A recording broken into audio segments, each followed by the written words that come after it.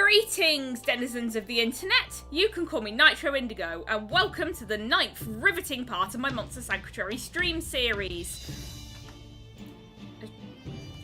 I was just checking for a moment if... There we go. Yeah, and for some reason it's not showing up on my phone, but anyway.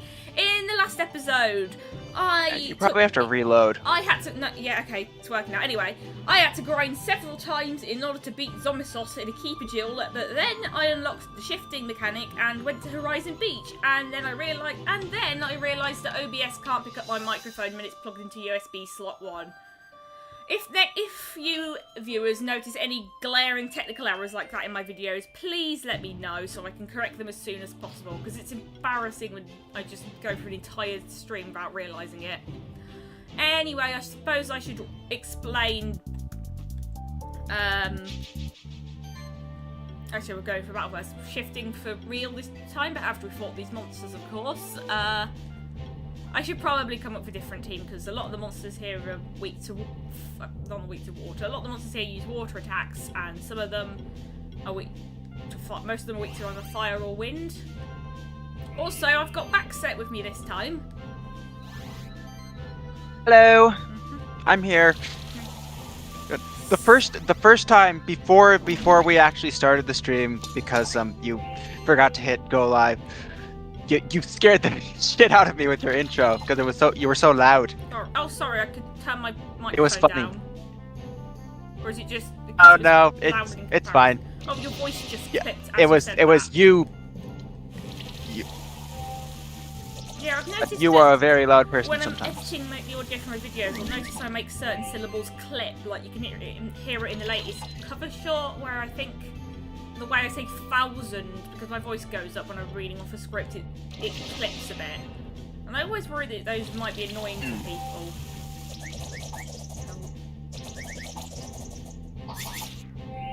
Yeah. I mean, honestly, comparatively, I think I don't think it's that bad.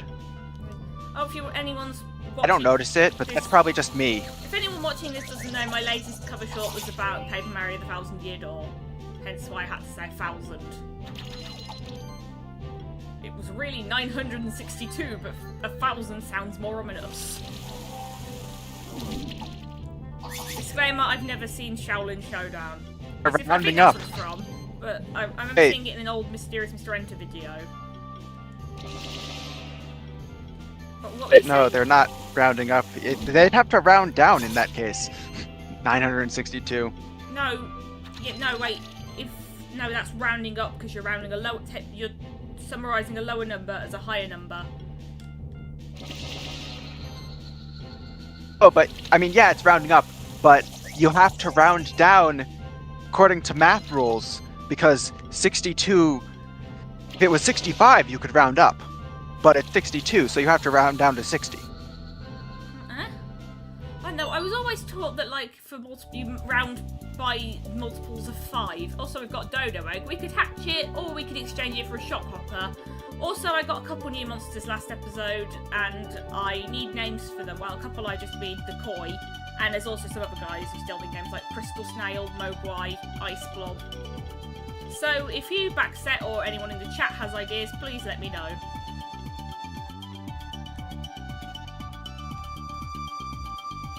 Also, I was saying in the last video about realising I didn't have my commentary on. Oh, hello, Casey. Can you hear me this time? But anyway, I was saying in the last video is that the game really doesn't want you to sequence break and get to Horizon Beach before you've completed the Sun Palace, because, like, in all of the randomizer mode, well, not in all of them, in randomizer, you cannot get a monster with swimming before you've cleared the Sun Palace. Yay. Okay, Manticore should be named Cheese Puff. I love blocking progression behind. It's weird because you can do a lot of other sequence breaking in the randomizers, like you get some other skills early, but I don't think we've encountered them yet. When I say randomizer, I also mean randomizer and bravery. The latter is where you only have a limited number of monsters. It's a bit like a Nuzlocke, but not. And I'm no good at Nuzlocks, as I might have said before. I am not either. I see. I tried a Nuzlocke like once, and I couldn't handle the emotional toll. Yeah, but all of my Pokemon Nuzlocks ended in disaster because I just reach on a certain like mile part of the game, which just makes me lose everything. Except for my Pokemon My Nuzlocke, where I could keep one team member alive. I've mentioned this before, but it was like, and that was it because everyone else, I just kept rotating through everything else. And then when I don't think I could handle that emotionally. Hey, you again? Now you're at Horizon Beach already? I'm trying to give him like a Sonic the Hedgehog voice. How did you even get here in the first place? How did you get here? Do you have a koi? Also, don't you know the monsters here are much stronger than the ones from the mountain path or the blue caves? Yes, because that's how game progression works. You're gonna need stronger monsters if you're aspiring to have even a ghost of a chance of beating the monsters here. You can't just rely on your spectral familiar. That's what makes a great monster keeper, you know. Could you do a Sonic the Hedgehog voice back set?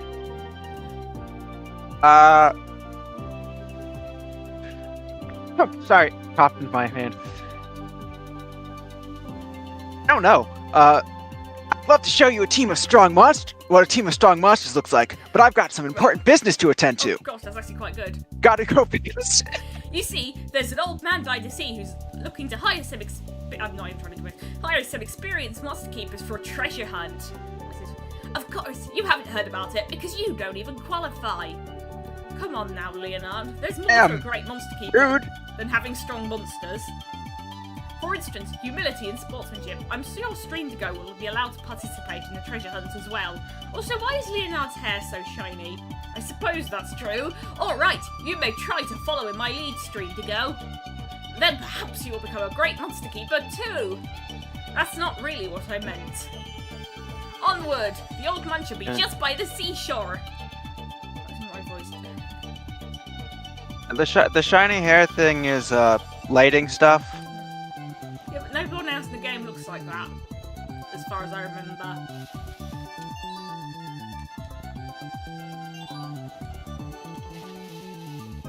I don't know. I think it's you know when you see like it's to represent that he's classy and uptight. Okay, anyway. Better than you in a way. Let me explain shifting. So every monster has a light shifted and dark shifted variant, and all of them have increased stats and another passive skill. In this case, Liant is dark shifted, which boosts most of its stats except defense, and gives it assault shield, which you can read the description of here. By 30% of the damage dealt to enemies or critical hits, increases critical chance by 7%. Casey, I don't think Leonard uses a lot of hair gel because his hair isn't spiky. I'm glad you like the music in this game. It's not my favouriteest soundtrack in the whole wide world, but I like it. It's got some catchy tunes. I'm sounding really weird. Like, my favourite video game soundtracks are really weird. It's like Spyro Into the Dragonfly, Pokemon Super Mystery Dungeon. There's a couple of games I don't particularly like.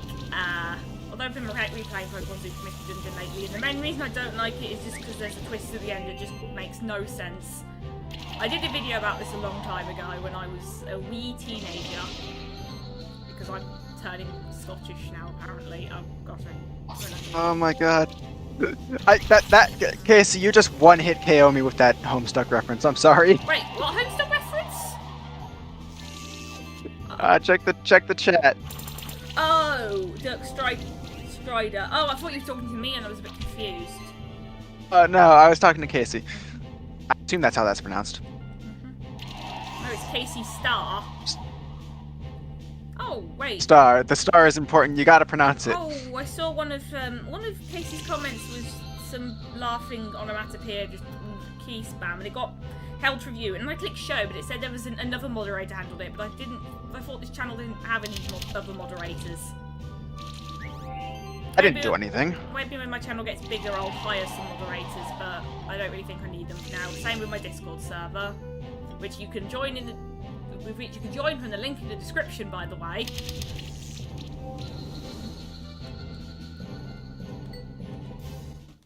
YouTube does just hate you, Casey. YouTube hates all of us.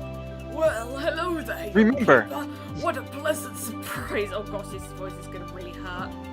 I was just looking out at the ocean. God, I'm sorry. Reminiscing about my family history. I can see you're the adventurous type who would rather go out there and live your own stories, but stay a while and listen, won't you? There might just be something in it for you, too.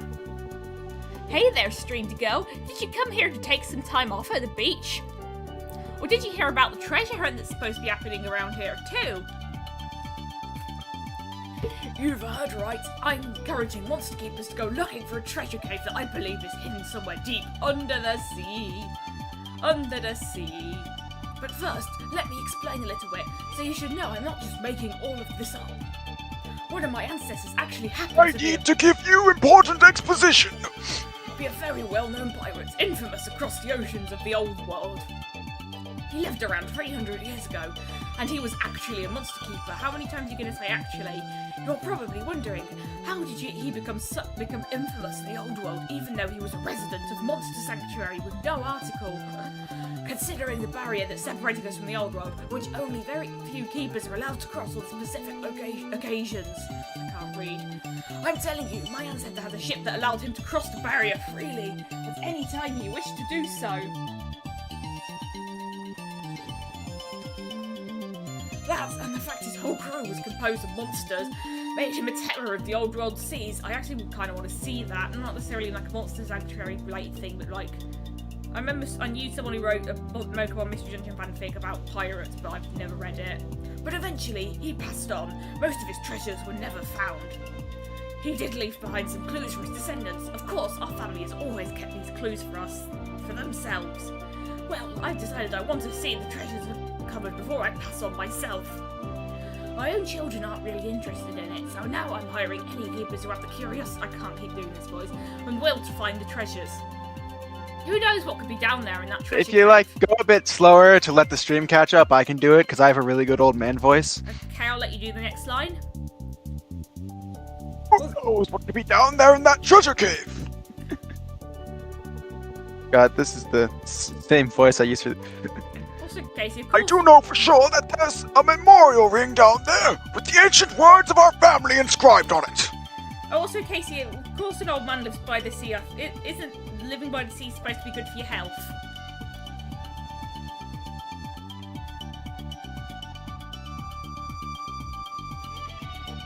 Ancient, in fact, nobody in my family even knows the darn words anymore. Darn, let the old man say damn.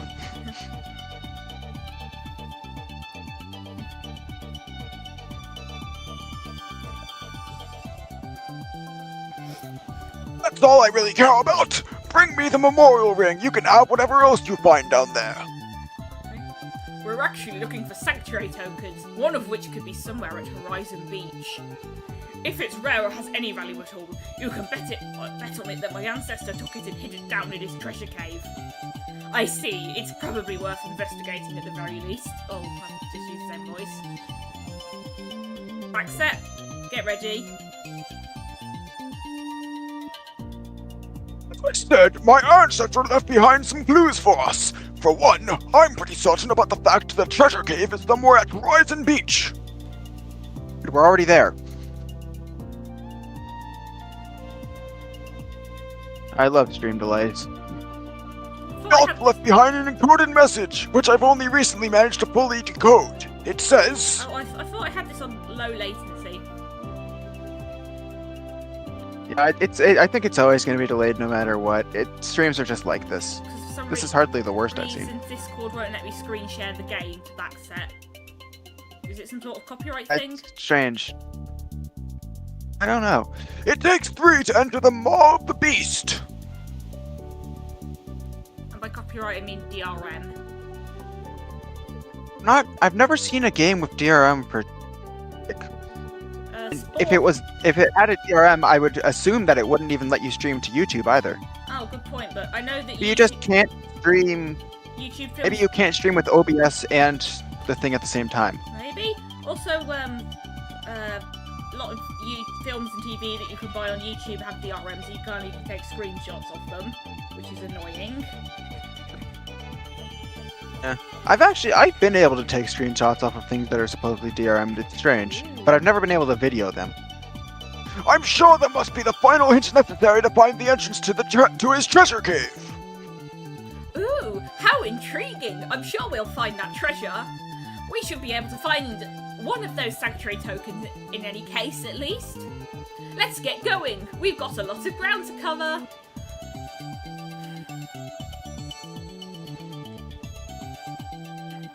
Back set.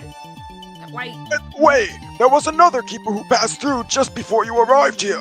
He was quite eager and already went ahead. Gee, I wonder who that is. Alright, sounds fun. Let's try to find that treasure. Maybe we'll find it before Leonard and Julia. Or maybe the real treasure was all the friends we made along the way. Also, the colour scheme of the dark shifted spectral wolf kind of reminds me of the Haribo Tangfastics, the purple alligator. Well, it's alligator crocodile. We can't go past here yet, by the way. But whatever they are, especially like when sometimes the dye bleeds onto the white part. I don't know what the white part is, but... Do you have Haribos in America? No, I don't think so. Oh. Might have them just with a different name.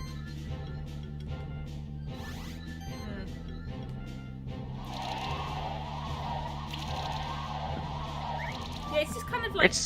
You just know, like, you're all competing, but the hint is, like, it takes 3.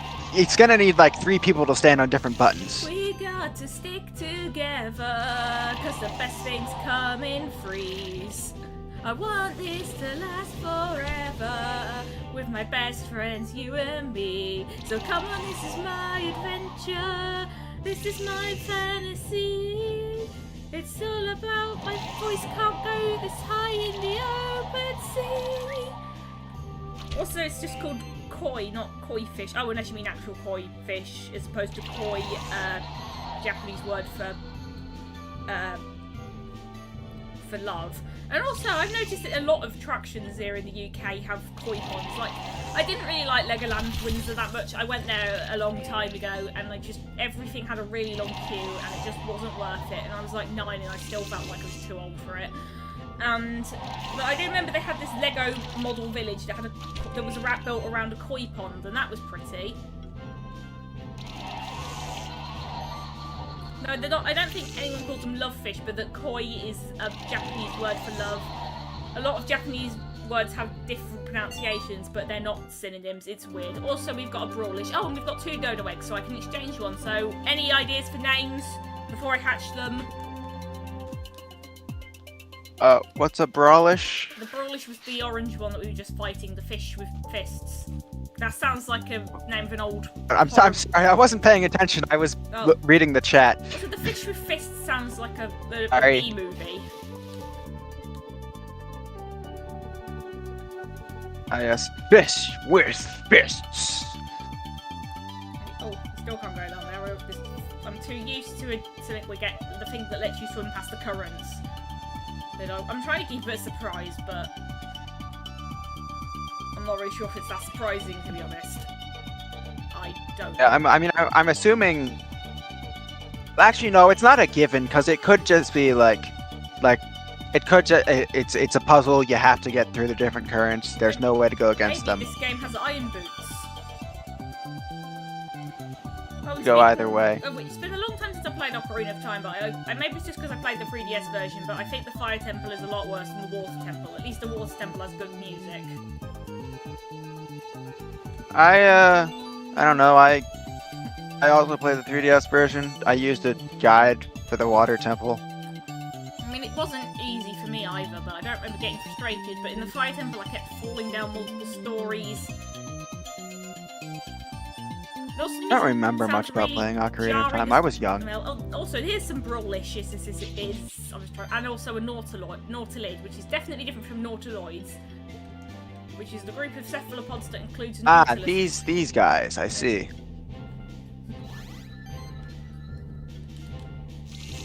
Yeah, no, I don't know what to name them.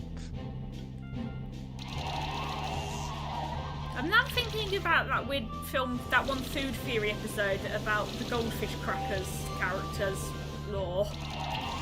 Are they called goldfish crackers or are they called something else? I don't know. We don't have them here. It's been a while since I've seen that video. I had a bit of a spree of watching a bunch Yeah, no, they're goldfish crackers, or Yeah, just that's goldfish. The snack that smiles back, according to the marketing. Oh, also, you may have seen the 35% and above the enemies when I was attacking them. That means I think either the attack has a 35% chance to miss or a 35% chance to... Actually, no, I think it's a chance to miss. And it's caused by the blind starters, which Nautilid can inflict, and some others. Actually, let's see. Yep, everyone has a 35 chance to miss, and even though it's a stack, it doesn't stack. It's just no matter how many blinds you have, because that's grammar. You can always get. It will always reduce your accuracy by 35%. It's just that it will take longer to get rid of if you have more stacks. Oh yeah, I forgot how many monsters there are weak to wind. Honestly, I don't think Ninky's going to be much use here. If you have a name idea for that, let me know. Maybe I could try using the koi. I don't use that very often, but I did do its moveset. And I think it learns... Oh, it doesn't learn wind attacks. Never mind then. Let me find something out. How about the manticore, who I might name Cheese Puff, or Cheesy Whatsits, as they're called here. Oh, wasn't... I think there was there was a food theory video about cheese puffs as well, where MatPat explains the origin of them, because they were originally basically just the leftovers from cow food. And then MatPat fell off the face of YouTube. At least he warned us. I mean, yeah, Seems like a lot of I get that. people are leaving YouTube, because Birdkeeper Toby, he was a Pokemon YouTuber, I think, left, and Tom Scott went on a bit of a weird hiatus thingy. I mean, I don't know. They've been around for a while. I have a very weird selection of interests. Like, I was writing this Pokemon and My Little Pony crossover fanfiction last month on Space Battles called All the Smallest Things. Currently, I'm working on a revised version because the original was written literally. I forgot that Space Battles was a thing. Yeah. And the reason I posted it there is because I just thought it would be the best place to post a more like informal fanfic that's written in a more informal way, and also because I kind of like it there. But I'm trying to think of what else to give the Manticore, because I can't. Maybe just a mana ring. But anyway, one of the chapters in there is named after a line from a weird experimental song about electroshock therapy, and then a few chapters, and then like another chapter is named after a line from a Thomas and Friends episode. Incredible. I am so... Love it. Yeah, I've always had a bit of an eclectic bunch of interests, ever since I really got into Fullmetal Alchemist when I was an edgy teenager, and because that's not really like most of the other things I like.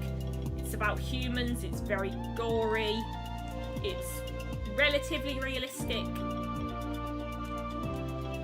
I feel like I'm surprised, now I mentioned it, I wonder if anyone on TV Tropes has ever made a sorting algorithm of realism versus unrealism, because obviously there's the sci-fi hardness, but I suppose you're not really supposed to make those anymore, because they just aren't. They discourage people from making sorting algorithm tropes nowadays. And to be fair, that makes sense, and like, to be fair, really... the sci-fi scale of hardness is basically, I think it's basically really, it has to be there because it existed already before then. Mm-hmm. Okay, and I know it's named after the Mohs scale of mineral hardness. Also, diamond being the hardest substance in the world just means that it can't be scratched, and technically there's a substance harder than it, but I can't remember what it's called, and I don't think you can find it on Earth, but anyway. It doesn't mean it's indestructible, so you can cut diamonds if you know what the cleavage points are. And I don't, because I'm not a diamond. Oh yeah, I mean, there are different diamond cuts. And there's also the diamond cut, which is not necessarily just for diamonds. If you don't eat diamonds, it's not good for your health. Please don't eat diamonds. We here at Nitro Indigo discourage eating diamonds. Yeah. I feel like, then again, I suppose like, it sounds weird, but like gold, some people eat gold, like you can have gold leaf put on food to no ill effect, and it has an E number, which means the European Union recognises it as edible.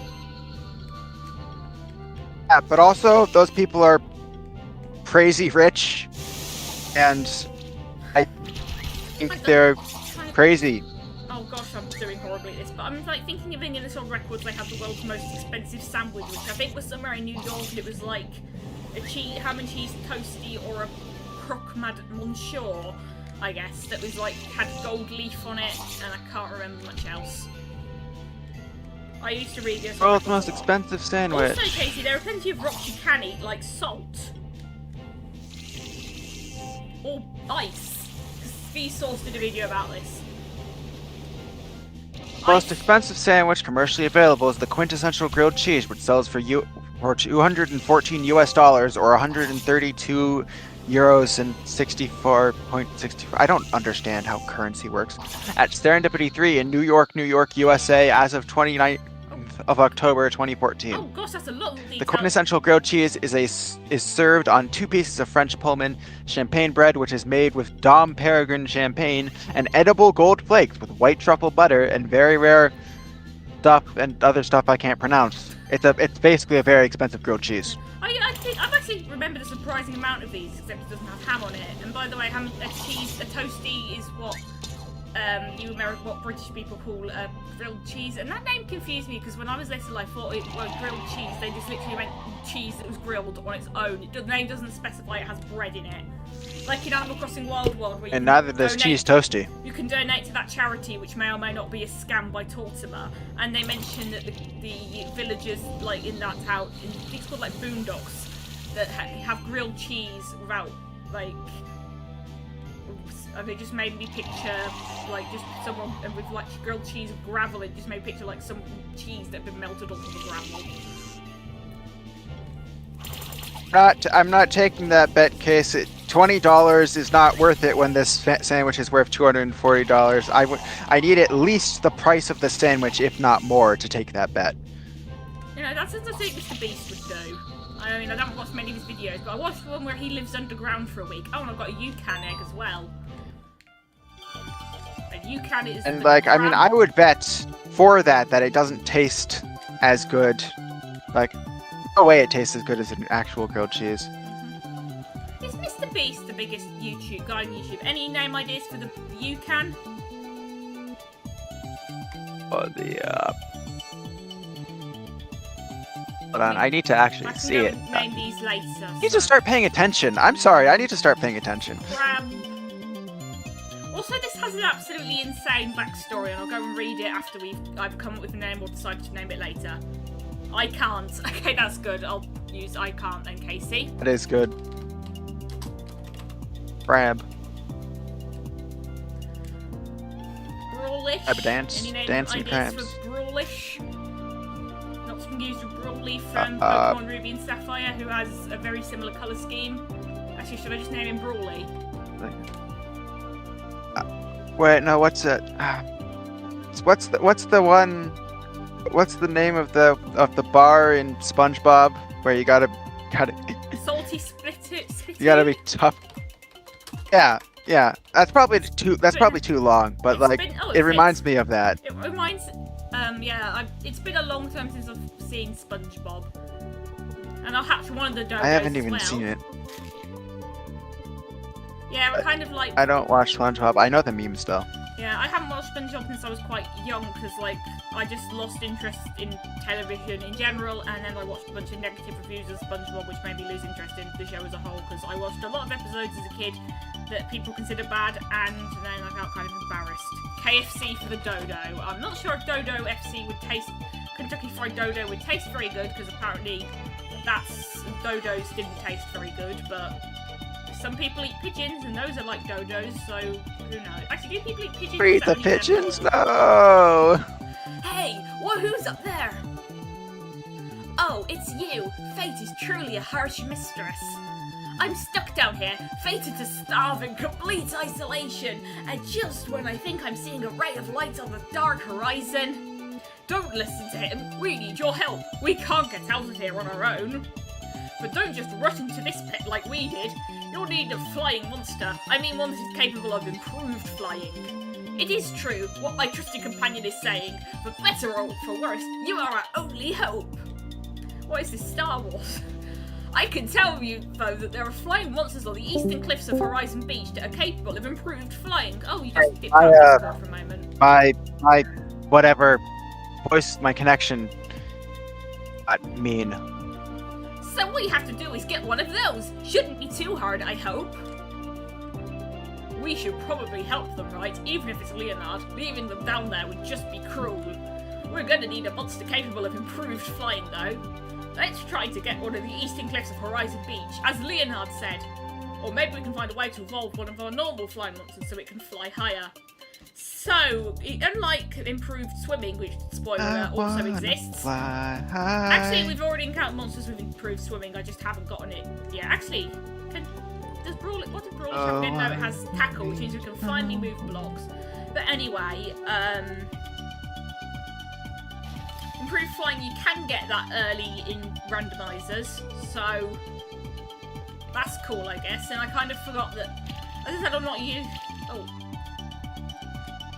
But also, like, in randomizers, the first swimming monster you get isn't Koi, because that's the only, it's the only monster with regular, isn't guaranteed to be Koi, which is the only monster with regular swimming.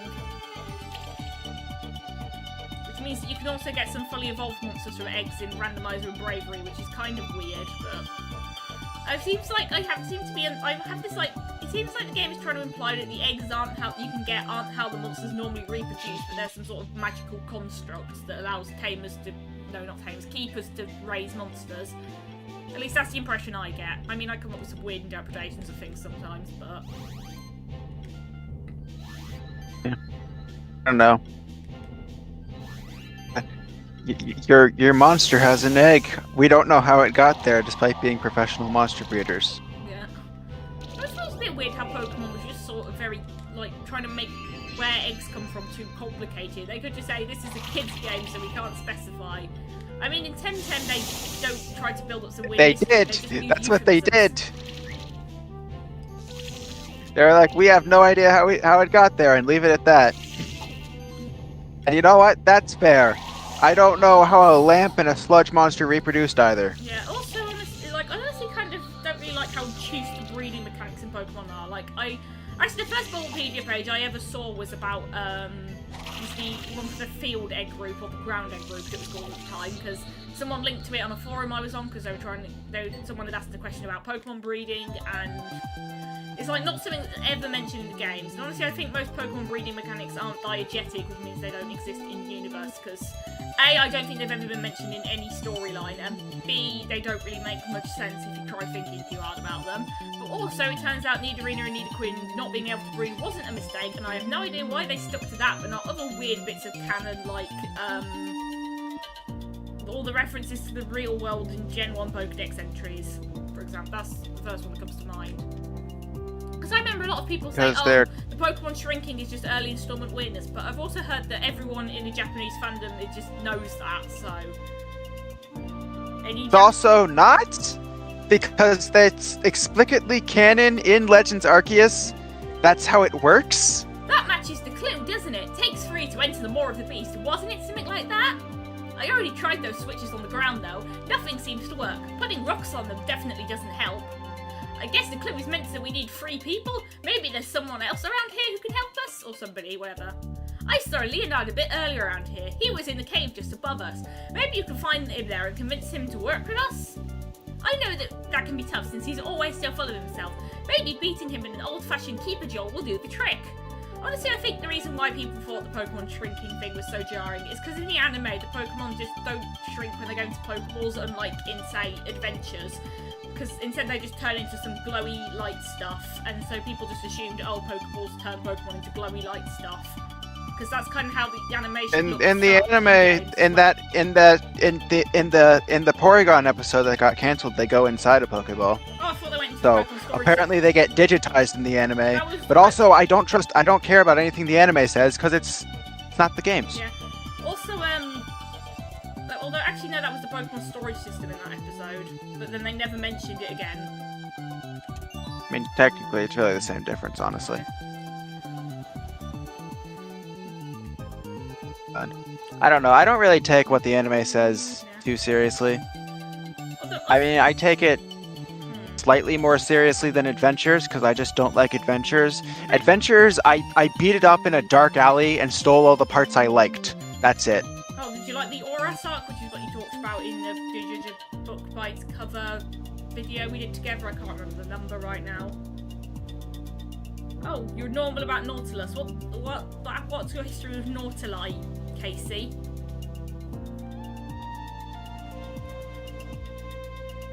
Also, I think I might need to go and grind to get a Nautilid because then that will let me progress through this.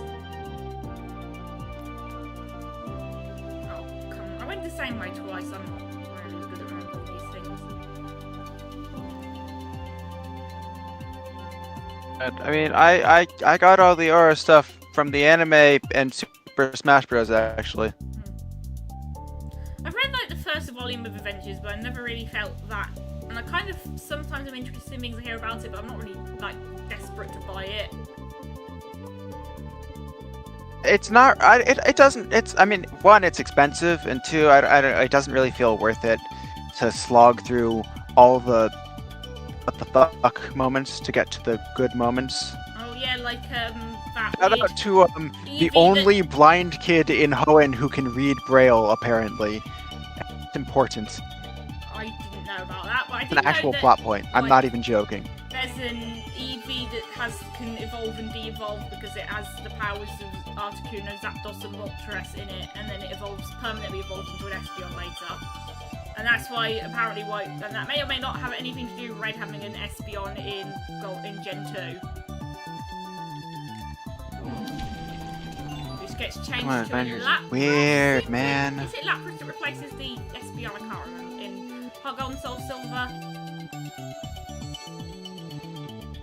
Probably. I know he has a Lapras in Sun and Moon. Well, I didn't really play much of the Battle Tree, so... I mean, if you go to even like that, you don't have to play the there is a battle with them. Oh yeah, at the front right of Battle Tree. I don't remember, but it's been a long time since I played Pokemon Sun though. I know too much about this franchise. I mean, I know too much about Pokemon too. It's like... Although I don't know everything. I don't know much about the Pokemon games on the Sega Pico beyond what I've seen in a video by Candy Eevee, I think. All those weird old The what? PC On the what? games. There were Pokemon games on the Sega Pico, which is basically a Japan-only console for babies. It kind of reminds me of Leapfrog, where you had these books that if you put them onto a certain like device, you could like touch them I remember words and those. read them out. I think I can hear the lorry reversing outside. Yeah, no, I can hear that too.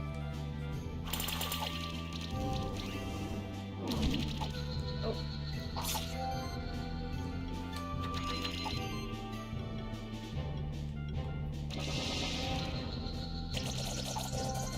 Casey, don't die heating up your leftovers. Also, I've heard conflicting information about if you should put metal in a microwave or not. Oh, you shouldn't. Okay, just checking. You absolutely shouldn't. Because I'm just reminded of this Don't meme put I a fork saw in. once, which had like, when it was like an series of screenshots from the Avengers, the first one, or Avengers Assemble, whatever you want to call it, which had like which compared Hulk to putting a fork in a microwave.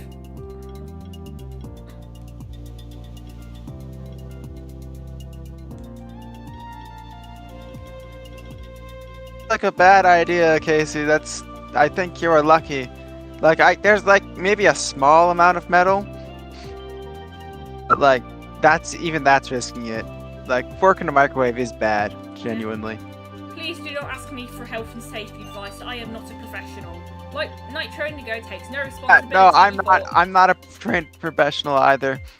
We do not take any responsibility for damages that may be caused by putting metal items in microwaves. Do so at your own risk. Hooray! Herb.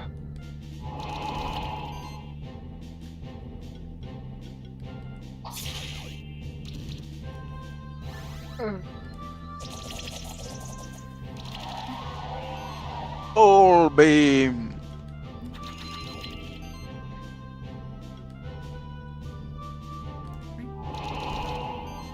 Oh, Casey said, luckily my mom stopped it from going horribly. I don't know what gender Casey is.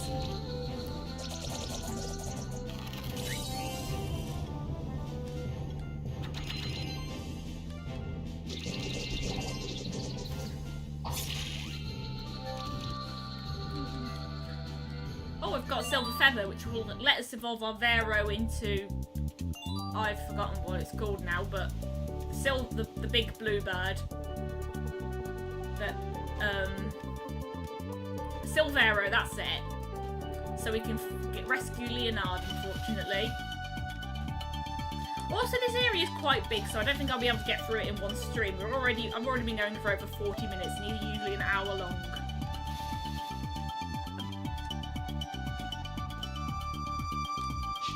Oops.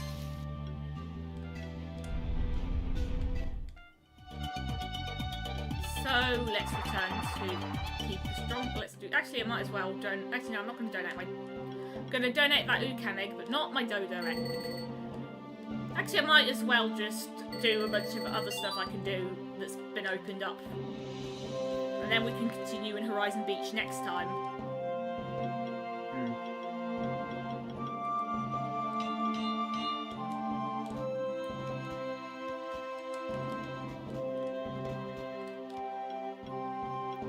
First, I'm going to evolve the Vero.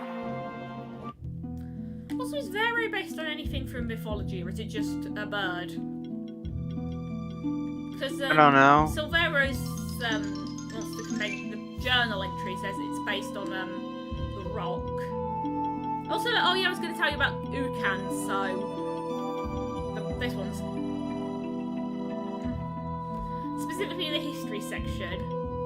It is believed that Ucans were bioengineered millions of years ago by the otherworldly elder gels, as written in the ancient tome of demons Arimaya.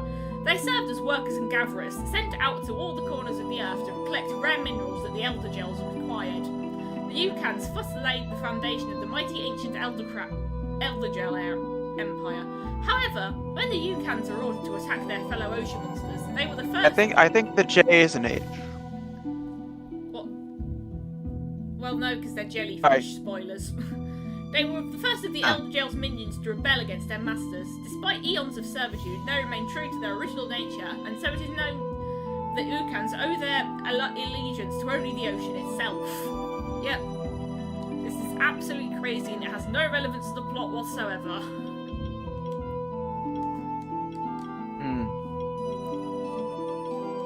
It's just there. And actually, that backstory is referenced in a bunch of other journal entries as well, and it'll come up later. And in fact, we'll meet the Elder Gel later.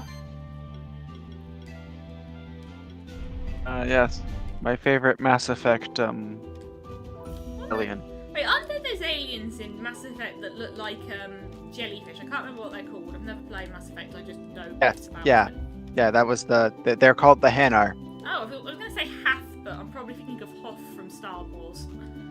Anyway, let's give Lady Stasis a dodo egg. Unshifted, because the egg is unshifted. But yes, well, you can get shifted monster eggs as well. And in my first playthrough I used a shock hopper, but I haven't really used it since. So maybe I'll add it to my team, but I'm not sure. Okay, and the shock hopper. We've actually done it! I honestly wasn't sure if it would work. I've never before had the opportunity to bring an extinct monster back to life. You've done a great thing. Thanks to you, a new monster species has been brought to the sanctuary. The monster science community thanks you for your services. Take this as a token of our gratitude. Hey, you mean it could have not worked? If you like, You were doing this and you didn't even know it would work or not? we can transform more dodo eggs into shock copper eggs for you. See, it's kind of ironic because in real life dodos are extinct, but also actually I might as well read. Actually, I might.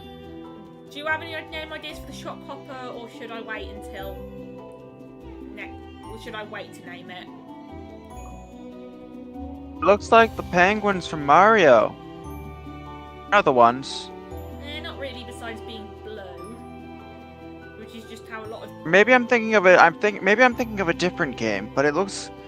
There's a penguin from one game that it kind of looks like. It looks like the pengy enemy from Kirby. It's got the same colour scheme. Maybe no, it's like the horn things. They remind me of something. I don't remember. I'm pretty sure it's from Mario. No. Leave it unnamed for now. Let's see. Let's read the Dodo's entry.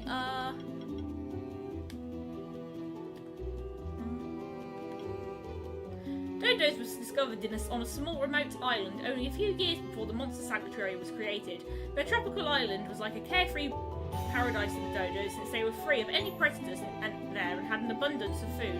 Naturally, the trusting and naive dodos and their eggs became easy prey to the explorers. The dodos very quickly had to learn how to defend themselves to escape extinction. Thankfully, they were aided by a group of people who later went on to become the first monster keepers where the sanctuary was created. In the war between the sanctuary and the old world, I thought I was going to say there was a war between humans and dodos like Australia's emu war. The dodos served faithfully as mounts for the monster keepers. So I'm not really sure what made the normal mundane dodos into having magical monster powers, but I think it's a cool backstory, very interesting play on something from real life. Oh, also now that we can swim, we can also get across to the other side of this thing in this place. Amazing wording, I know. Yeah, incredible. We'll get to the other side. Couldn't have said it better myself. Like how chickens cross roads. We've got a shift stone, which can change a monster to a light shifted or dark shifted variation, and we've got another skill potion. I think I'll give. Actually, I'm not sure who I'll give it to. Maybe the Manticore, because it learns a lot of attacks. And I might as well just fight these guys. And then I think I'll wrap up after this. Engaging in glorious combat.